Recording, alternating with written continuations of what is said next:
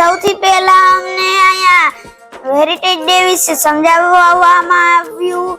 એના પછી એક ગ્રુપ ફોટો લીધો. એના પછી અમે હેરિટેજ વોક શરૂ કરી અને સૌથી પહેલા અમે ગયા ખંભાળિયા ગેટ.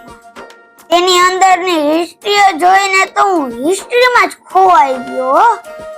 તો જો આ છે રોજી માતાનું મંદિર અને આ છે બેડી બંદર. તો ઈ બહુ મસ્ત હતું. આ જો આ બધી હિસ્ટ્રીઓ જામનગરની છે. ખંભાળિયા ગેટ ઉપરથી ભુજિયા કોઠાનો વ્યૂ એકદમ એટ્રેક્ટિવ આવતો તો.